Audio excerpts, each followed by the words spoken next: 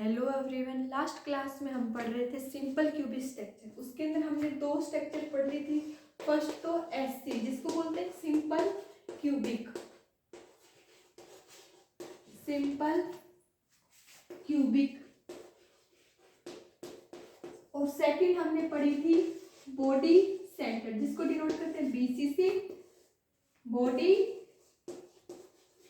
Centred simple cubic.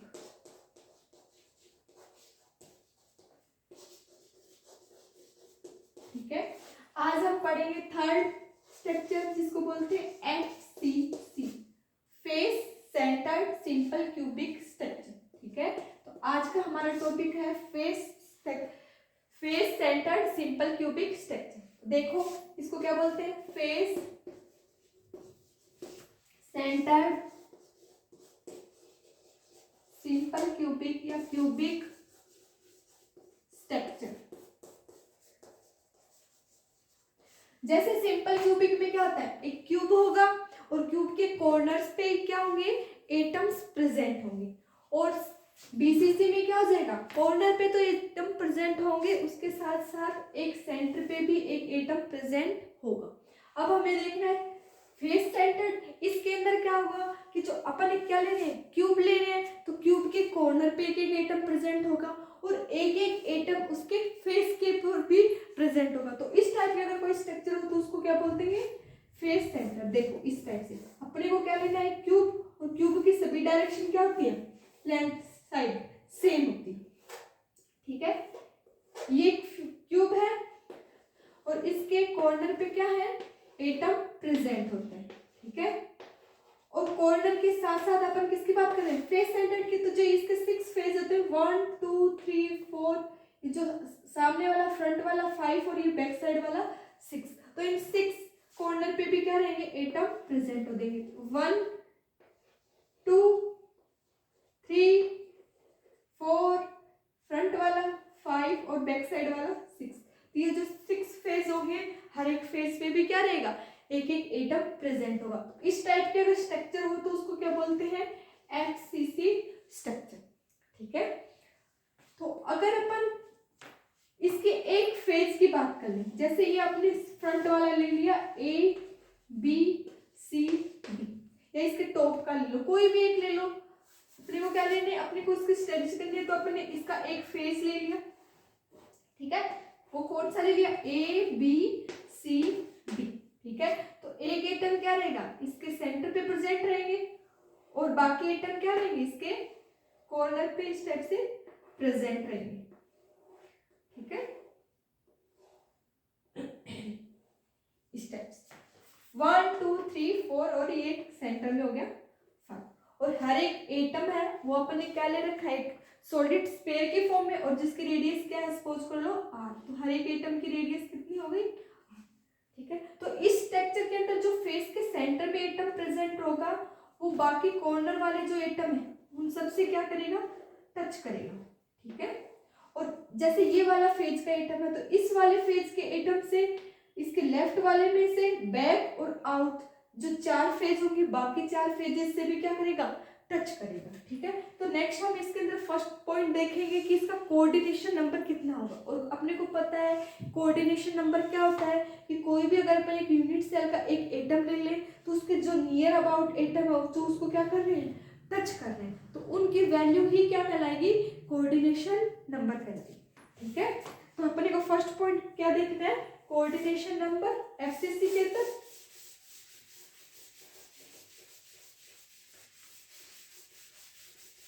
ठीक है, FCC में अपने को क्या देखना है, first point coordination number, coordination number. और जैसे कि अपन ने देखा है, ये इसका फेज है और एक एटम यहाँ प्रेजेंट होता है, बाकी एटम क्या रहते हैं, कॉर्नर पे, जो कि आपस में टच ना होके इस जो फेज का सेंटर का एटम है उस पे क्या रहेंगे, टच रहेंगे। ठीक है, तो इस एटम की अगर अपन बात करें तो इससे कितने एटम टच हो रहे हैं, 1 2 3 4 5 4 1 2 3 4 4 एटम तो ये टच हो रहे हैं, जो कि क्या है, कॉर्नर पे। ठीक है, और अपन ने एक फेज की बात की, ऐसे ही डिफरेंट फेज और होंगे, तो जो साइड के 4 फेज है उनके भी एटम इससे क्या करेंगे, टच करेंगे। जैसे अपन ने इसका ओवरव्यू देखा था, वो कैसे था, इस टाइप से। तो जो ये फेज है तो ये वाला एटम भी इससे टच करेगा, ये वाला भी करेगा, जो फ्रंट वाला है वो भी करेगा, और जो बैक साइड है वो भी टच करेगा। तो 1 2 3 4 4 एटम ये हो गए, 4 कॉर्नर वाले कितने हो गए, 8। और ऐसे ही अगर एक यूनिट सेल इसके जस्ट ऊपर रख दे, जिसके अंदर ये क्या रहता है, कॉमन, तो ऊपर वाले भी क्या रहेंगे, जो फेज के एटम है वो भी क्या करेंगे, इससे टच करेंगे। तो दैट मीन्स वो कितने हो गए, 4। तो 4 और 8 कितने हो गए, 12। तो इसका कोऑर्डिनेशन नंबर कितना आ गया, 12।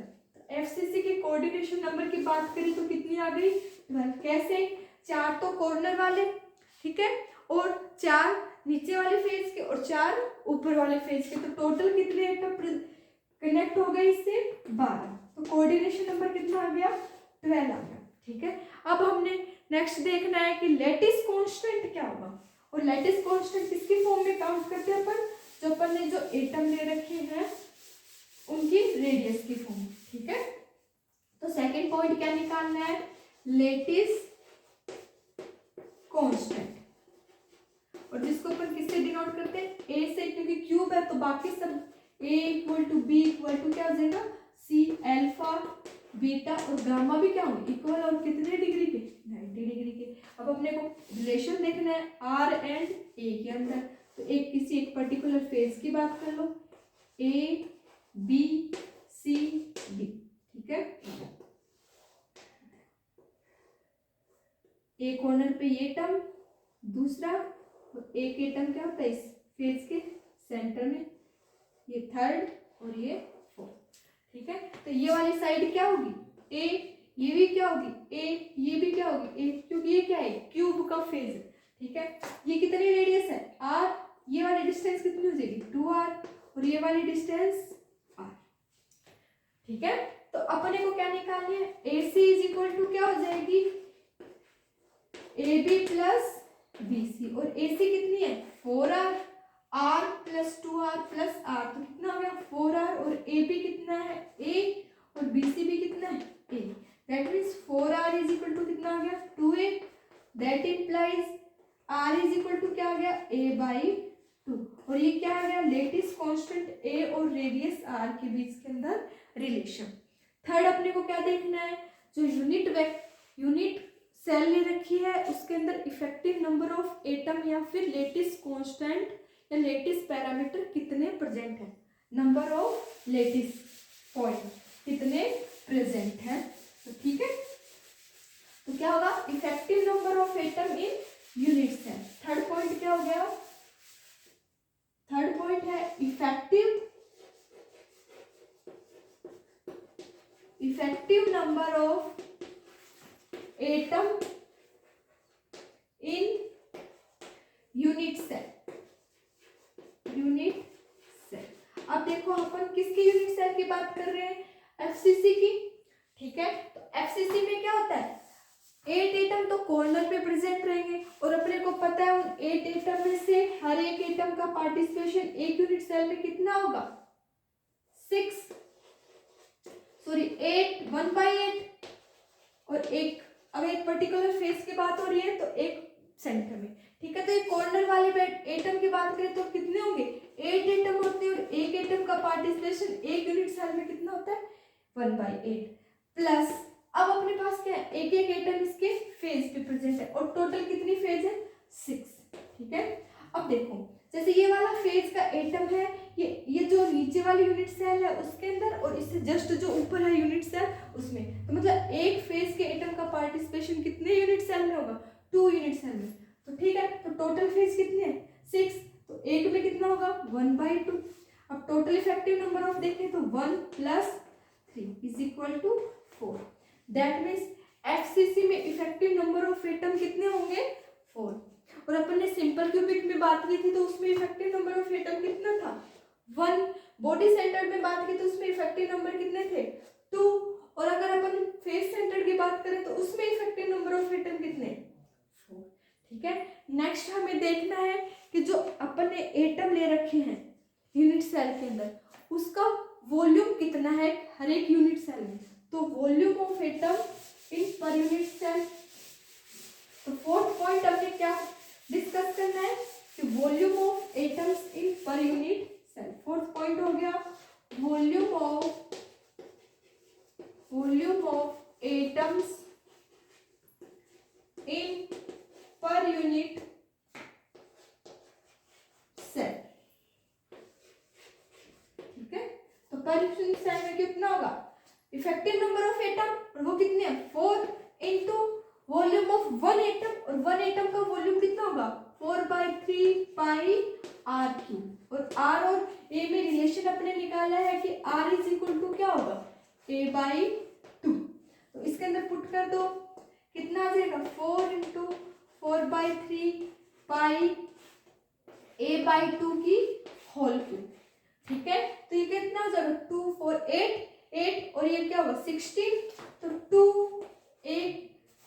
2 पाई a/3। ये क्या हो गया volume of atom in per unit cell. अब नेक्स्ट पॉइंट हमें क्या निकालना है पैकिंग फ्रैक्शन, जिसको किससे डिनोट करते हैं P से। और पैकिंग फ्रैक्शन क्या होता है जो number of volume of atom per unit cell और वॉल्यूम ऑफ यूनिट सेल का क्या होता है रेशियो। तो फिफ्थ पॉइंट क्या आ गया पैकिंग फ्रैक्शन, जिसको किससे डिनोट करते हैं PF से। ठीक है, तो volume of atom in per unit cell कितना निकल के आया अपने पास 2/3 pi a³ upon volume of unit cell, और वॉल्यूम ऑफ यूनिट सेल कितना होता है a³। इसको सोल्व करेंगे तो क्या आएगा 2/3 पाई, और इसकी वैल्यू कितनी आती है लगभग 0.74। और परसेंट में अगर पैकिंग फ्रैक्शन की बात करें तो कितना होगा 74%। दैट मीन्स ये BCC से भी क्या आ रहा है ज्यादा आ रहा है, इसका पैकिंग फ्रैक्शन क्या आ रहा है BC से भी ज्यादा, मतलब ये BCC के कंपैरिजन में क्या होता है ज्यादा क्लोज पैक्ड होता है। तो इसकी स्ट्रक्चर क्या होगी more close packed as compared to BCC, और SC से भी क्या होगी ज्यादा। तो अपने से क्या कंक्लूजन निकला है जो BCC होगा वो SC सिंपल क्यूबिक से तो ज्यादा क्लोज पैक्ड होगा, लेकिन फेस सेंटर से क्या होगा कम क्लोज पैक्ड होगा। और इन तीनों की कंपैरिजन करें तो सबसे ज्यादा क्लोज पैक्ड कौन सा होगा FCC। ठीक है, अब नेक्स्ट अपने को क्या देखना है इसके प्रिमिटिव यूनिट सेल के फंडामेंटल वेक्टर। और अगर अपन इसके एग्जाम्पल की बात करें तो इसका एग्जाम्पल क्या होगा जैसे कॉपर हो गया, एल्यूमिनियम हो गया, मरकरी, ऑर्गन हो गया, ये सब क्या है इसके एग्जाम्पल है किसके FCC के Cu Al और Ag, ये सब क्या होंगे FCC की स्ट्रक्चर को ही डिफाइन करेंगे। दैट मीन इनकी स्ट्रक्चर कैसी होगी FCC टाइप की।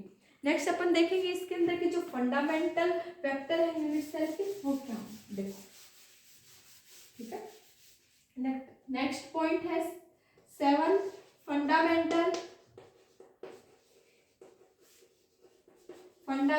वेक्टर ऑफ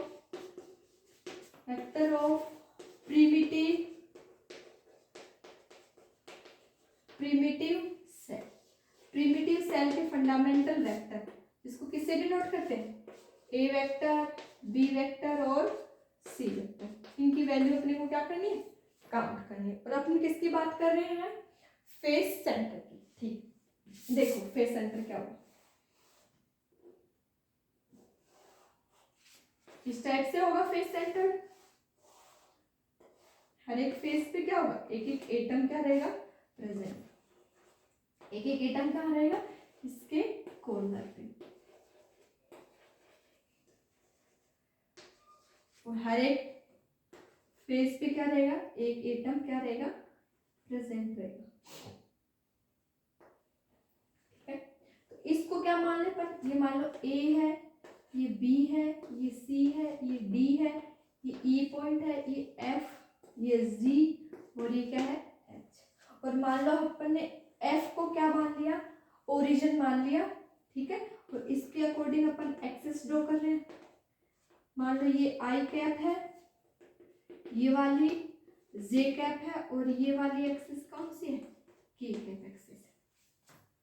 ठीक है, तो इसके अकॉर्डिंग अपने को क्या करने हैं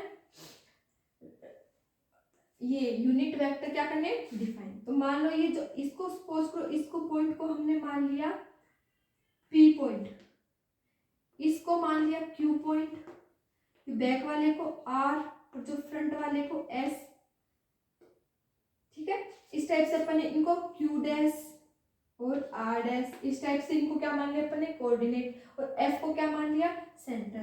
तो ओपी किसको डिनोट करेगा ए वेक्टर को, और जो बैक साइड वाला जो आर है वो किसको डिनोट करेगा बी वेक्टर को, और जो ये एफ क्यू है वो किसको डिनोट करेगा सी वेक्टर को। दैट मीन्स ए वेक्टर को कौन डिनोट कर रहा है एफ पी।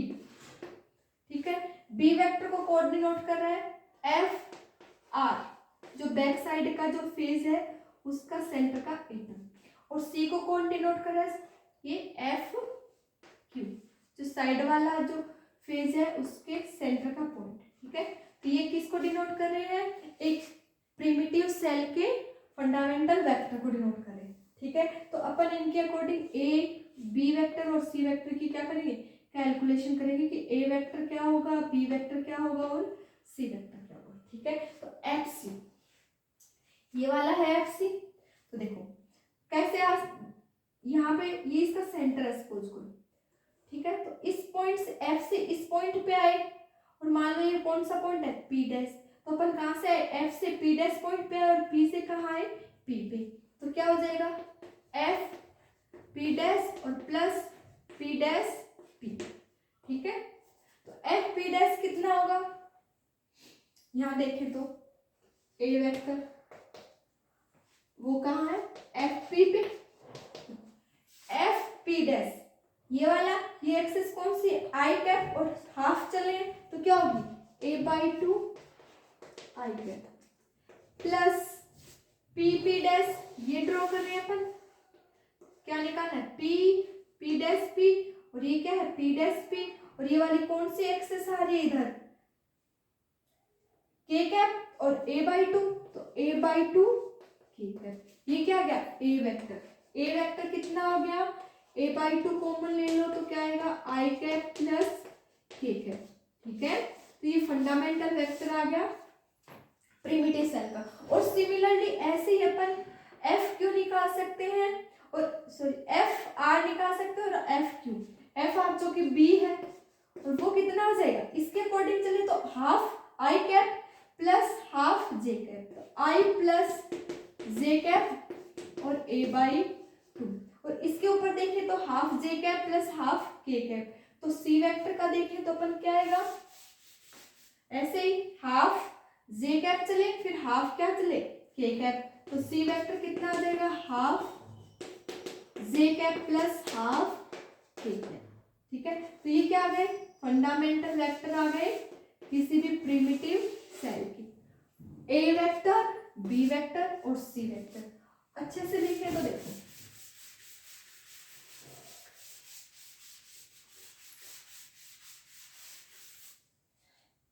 ए वेक्टर क्या आया था अपने पास A by two I plus K, B क्या आया था A by two J plus K, और सी क्या आया A by two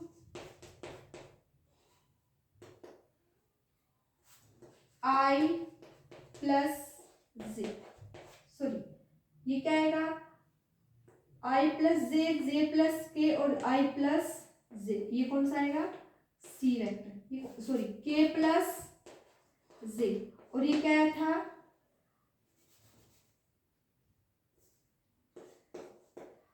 I plus जे। ठीक है, ये अपने क्या आए थे फंडामेंटल यूनिट वेक्टर। ठीक है, ए है तो आई प्लस के, बी क्या आया आई प्लस जे, और सी क्या है के प्लस जे, और ये किसके अकॉर्डिंग आ रहे हैं अपन ने जो कोऑर्डिनेट एक्सेस मानी है आई कैप जे कैप के कैप उसी के अकॉर्डिंग अपने क्या हो रहे हैं डिफाइन हो रहे हैं। ये किस पे डिपेंड कर रहे हैं आई कैप जे कैप और के कैप की डायरेक्शन की, कौन से किसके अकॉर्डिंग आपने इसकी डायरेक्शन मानी है। थर्ड नेक्स्ट और लास्ट पॉइंट क्या देखेंगे कि जो इसका यूनिट वेक्टर है फंडामेंटल वेक्टर निकालेंगे इसके अकॉर्डिंग जो प्रिमिटिव सेल है उसका वॉल्यूम कितना होगा। ठीक है। तो नेक्स्ट लास्ट पॉइंट क्या देखेंगे, volume of primitive cell,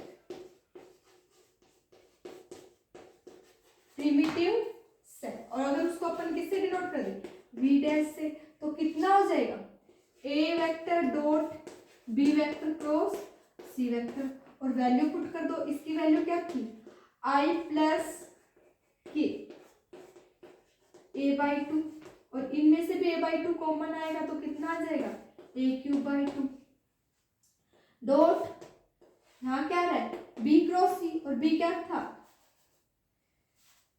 I plus J cross J plus K, और इनकी वैल्यू फाइंड आउट करें तो वी डैश अपने पास क्या आएगा, ए क्यूब बाई 4,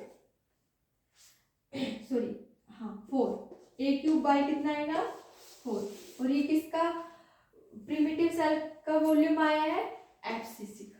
ठीक है, तो सिंपल क्यूबिक का कितना आया था, V dash a cube, body center का ए क्यूब बाई 2, और अगर अपन फेस सेंटर की बात करें तो ए डैश कितना है, ए क्यूब बाई 4। ठीक है, तो इसके अकॉर्डिंग अपन देख रहे हैं कि जो प्रिमिटिव सेल है उसका वॉल्यूम क्या होता जा रहा है, डिक्रीज होता जा रहा है। ठीक है, और पैकिंग फ्रैक्शन क्या हो रहा है, बढ़ता जा रहा है। दैट मीन्स ये क्या होगा, मोर पैक्ड होगा, क्लोज पैक्ड होगा as compared to BCC and SC simple cubic. आज के लिए इतना ही, नेक्स्ट क्लास में अपन पढ़ेंगे कि एचसीपी क्या होता है। ठीक, थैंक यू।